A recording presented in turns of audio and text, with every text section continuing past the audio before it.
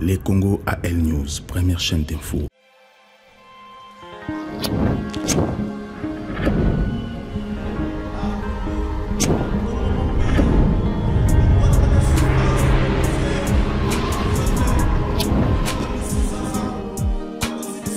Bonsoir.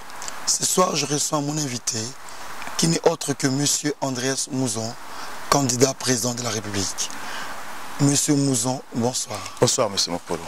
Nous sommes heureux de vous recevoir sur ces plateaux pour pouvoir échanger avec vous sur une série de questions pour lesquelles certains d'entre nous ont beaucoup d'intérêt ou pour lesquelles vous aussi, vous aimerez répondre à ces questions-là. Sans plus tarder, nous irons dans le vif de notre sujet. Comme vous le savez, vous êtes candidat, ce n'est pas à moi de vous l'apprendre, vous avez postulé comme candidat président de la République, mais on aimerait savoir à ce jour où vous en êtes avec cette candidature. Merci beaucoup, M. Mopolo. Aujourd'hui, j'étais à Brazzaville. Je devais me rendre à Kinshasa pour le dépôt de ma candidature à Kinshasa. Ce qui fait, vous savez très bien que je suis ciblé parmi les jeunes de la diaspora, ciblé au gouvernement du président actuel Kabila. Donc ce qui a fait que je ne pouvais pas entrer à Kinshasa, j'ai atterri à Brazzaville, mais mon équipe est sur terrain en train de voir ce que nous pouvons faire pour déposer ma candidature. À savoir qu'à Kinshasa, au Congo, nous les Congolais, l'impossible n'est pas congolais. Donc le gouvernement congolais doit comprendre que la diaspora n'a pas été enrôlée et la diaspora aussi a le droit de participer à ces élections. C'est dans leur devoir et aussi dans notre devoir en tant que citoyens de répondre à cette invitation qui est noble pour nous et à laquelle nous voulons vraiment s'exprimer parce que notre pays a besoin de nous. Donc je compte aller à Kinshasa, déposer ma candidature. Je sais très bien que ça a été clôturé par la CENI, mais l'État congolais doit aussi subir des conséquences de ne pas enrôler la diaspora. Donc c'est dans notre devoir, en tant que citoyens, de pousser, de se faire accepter et dans leur devoir aussi d'accepter que nous puissions déposer notre candidature. Quand je pense que vous le savez, vous n'êtes pas le seul à ne pas pouvoir vous rendre sur la terre de vos ancêtres, qui n'est autre que la République démocratique du Congo, parce qu'il y a d'autres candidats qui ont été aussi empêchés de se rendre et poser et présenter leur candidature. Et pour vous, pourquoi le pouvoir en place vous empêcherait-il de pouvoir déposer votre candidature? Vous devez savoir une chose, M. Mopolo. Je fais partie des Congolais de l'étranger qui ont fait pression au gouvernement de Kinshasa.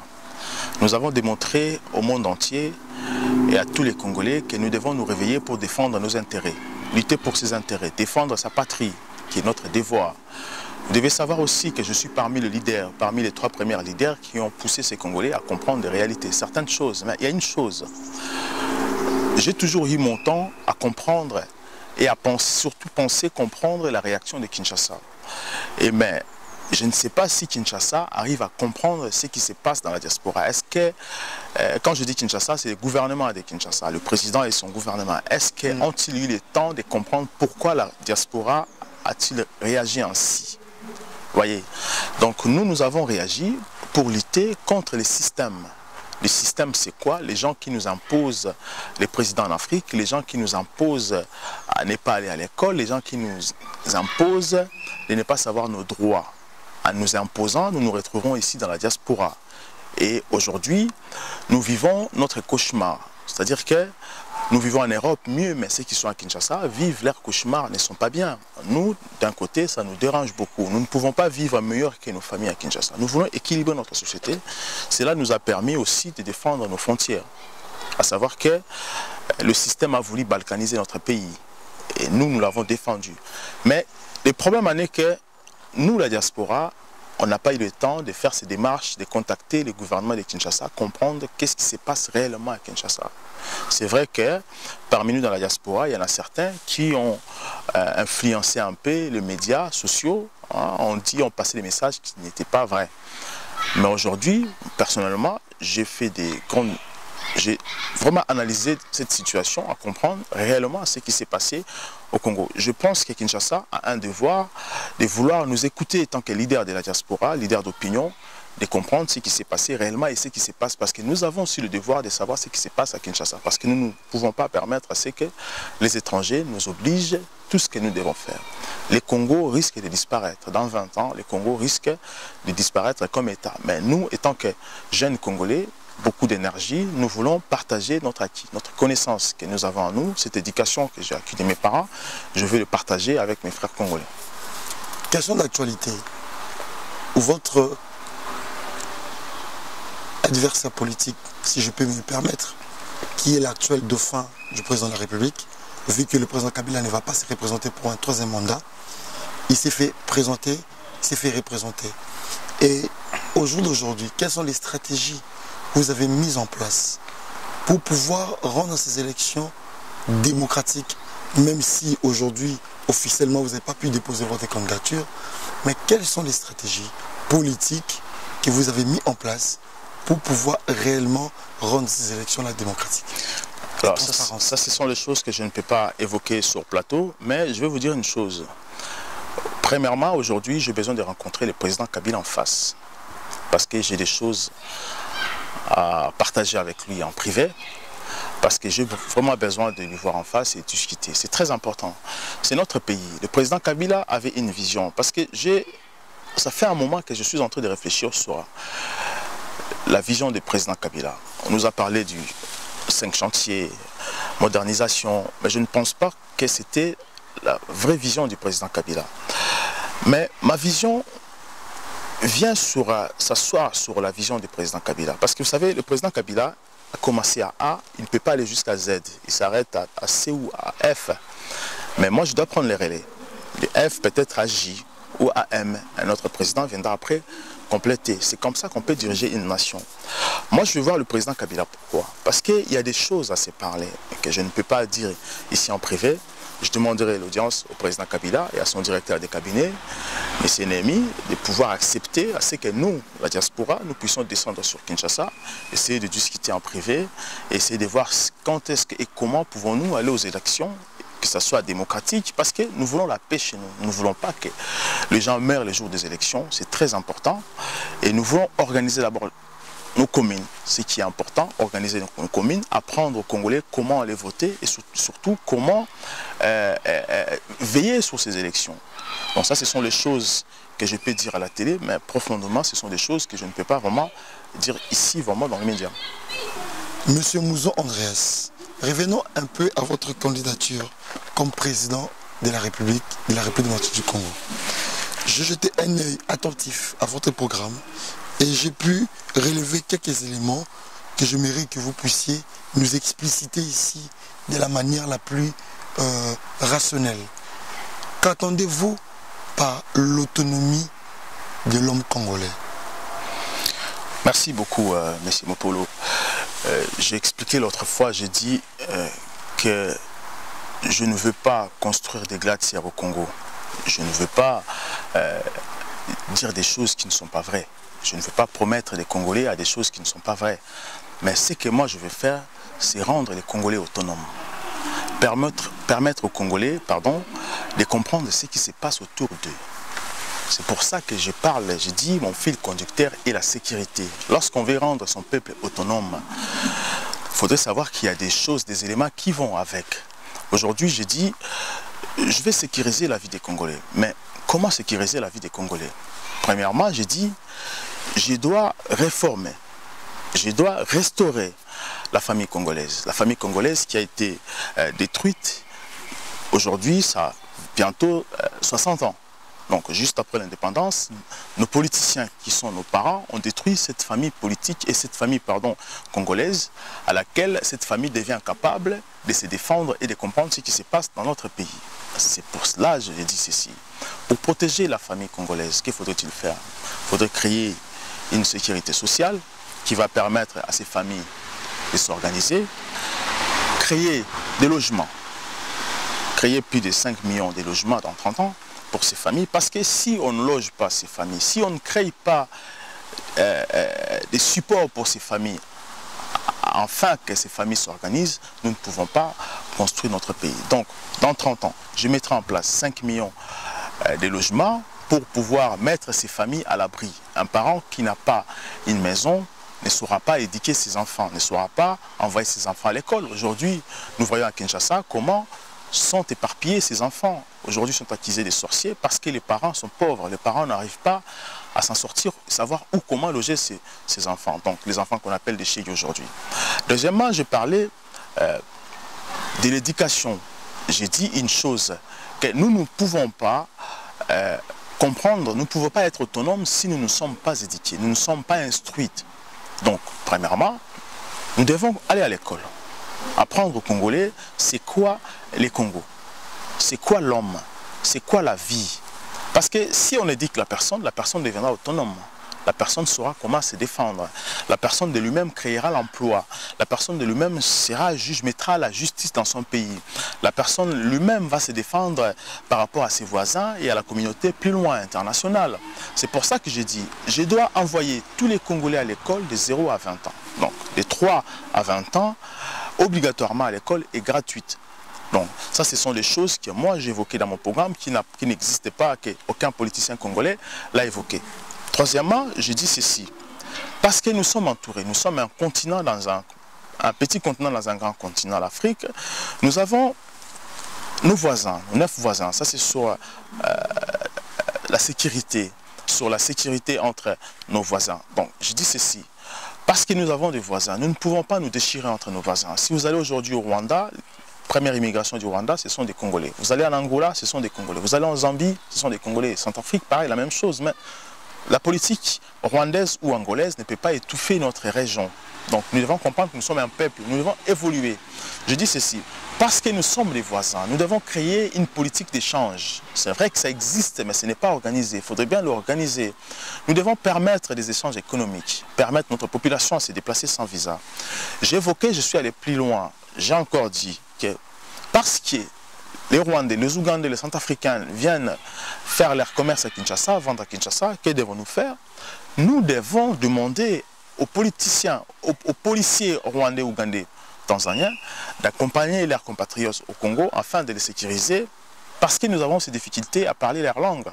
Et cela va nous permettre, nous, de notre côté aussi, d'aller accompagner nos frères congolais, nos enfants qui vivent, nos grands qui vivent dans ces pays, afin de comprendre qui viendra mettre les désordres chez nous. Comprendre, est-ce que ces États-là cherchent-ils à attaquer le Congo? Parce que nous devons créer un lien des familles entre ces pays-là.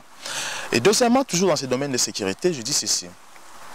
Parce que nous sommes membres de l'ONU, nous sommes membres de l'ONU, nous devons exiger à l'ONU, parce que nous sommes membres de l'ONU, l'ONU doit s'assumer, doit respecter ses chartes, ses règles, afin que le Congo ne soit pas un pays qui devait être attaqué. Si l'ONU n'arrive pas à défendre les intérêts du Congo, nous devons quitter l'ONU. Parce que tant que membre de l'ONU, aucun pays a le droit d'attaquer un pays qui est membre de l'ONU. Donc si l'ONU ne fait pas son boulot, nous devons nous désengager de l'ONU et prendre nos précautions, notre responsabilité. Et troisièmement, je dis ceci, le G7 a besoin du Congo pour exploiter nos minéraux. Mais comment se défendre face à ces pays-là? Parce que nous voulons être amis, nous voulons être frères à ces pays-là. Donc nous devons exiger, nous devons demander au G7 d'accepter que le Congo soit membre du G7. Et la même chose qu'au G20. Économiquement, le Congo, c'est un pays qui est riche, qui peut nourrir le monde entier. Donc ces pays-là doivent accepter le Congo étant que membre du G20. Donc je dis ceci, nous devons construire des écoles chez nous. Parce que lorsqu'on construit les écoles chez nous, ça éveille les Congolais. Avec notre armée, j'ai mis un budget sur l'armée congolaise. Dans le budget de l'armée congolaise, il y aura une partie de l'éducation qui sera intégrée dans l'éducation. Ce qui signifie qu'un Congolais, à partir de l'âge de 16 ans, ira à l'armée obligatoirement rester 3 ans.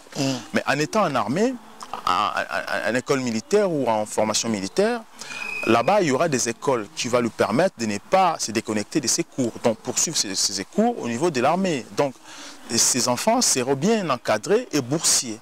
Donc, ils auront bien leur bourse au niveau de la CAF que nous mettrons en place pour ces familles, pour ces enfants, les favoriser. Parce que nous disons, nous voulons arrêter, nous voulons mettre fin à ce système qui a envoyé nos enfants à la rue, à laquelle nos enfants aujourd'hui sont traités comme des sorciers. Donc, la même chose que nous mettrons en place, un système social ou encore système médical qui va permettre que nous ayons des hôpitaux conformes à l'État Congo.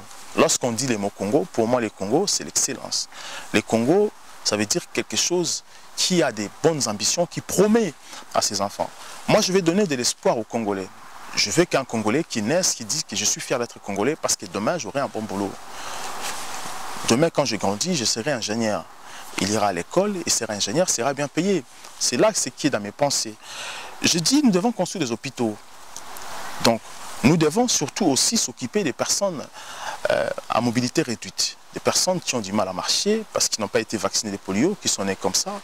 Des personnes qui souffrent de l'otite ou encore qui sont muets ou aveugles. Donc l'État, je mettrai en place ce système qui va permettre à ces Congolais de vivre librement. De se dire aussi que malgré ces défauts que j'ai en moi, au moins j'ai un pays qui me prend en charge, qui s'en soucie de nous. Donc, essayez de comprendre que nous avons tout un devoir. C'est là que j'ai dit que je dois partir à Kinshasa, rencontrer le président Kabila. C'est vrai qu'il y a eu des choses qui se sont déroulées dans mon pays qui ne sont pas bien, mais nous sommes tous victimes, y compris le président Kabila, et nous sommes tous victimes de ce qui se passe chez nous. Nos anciens n'ont pas pu diriger ce pays convenablement. Donc, ce qui fait qu'aujourd'hui, nous avons tout un problème. Nous devons régler nos problèmes entre nous. Il ne faudrait pas que nous puissions avoir la haine par rapport à ce qui sont passés. Avec ma politique, j'aimerais bien discuter avec le président de la République pour essayer de voir comment peut-on faire, et pas que le président Kabila, je vais discuter aussi avec tous ces politiciens de l'opposition, essayer de voir avec eux, parce qu'aujourd'hui, nous voulons diriger un Congo. On ne peut pas voter quelqu'un parce qu'on est populaire, parce qu'on est le fils d'eux, parce qu'on a exercé quelque part, mais on doit voter quelqu'un parce qu'il a un projet, il a une vision sur le Congo. Moi, ma vision est que le Congo soit une grande puissance. Monsieur Andrés Mouzon, le temps nous est imparti. On a plusieurs questions. Je pense qu'à la prochaine fois, nous aurons à vous poser toutes ces questions. Mais pour chuter, nous avons une dernière question. Pour ceux qui nous écrivent, ceux qui nous appellent, qui croient en vous et à votre projet, une jeunesse qui était délaissée à Kinshasa, des enfants nés dans la diaspora congolaise qui ne se retrouvent pas et qui souffrent d'un problème grave qu'on appelle la crise de l'identité. Et ça passe s'ils sont français, hongrois ou congolais, ou américains, ou belges, ou français. Qu'est-ce que vous direz à toutes ces personnes qui sont à travers le rideau, de l'autre côté du rideau, qui vous observent et qui vous regardent, mais qui croient en vous, qui espèrent en vous? Qu'est-ce que vous aurez à leur dire? Monsieur Mopolo, j'ai eu une réunion en privé avec des jeunes Congolais, d'origine congolaise, de nationalité française, ici en France.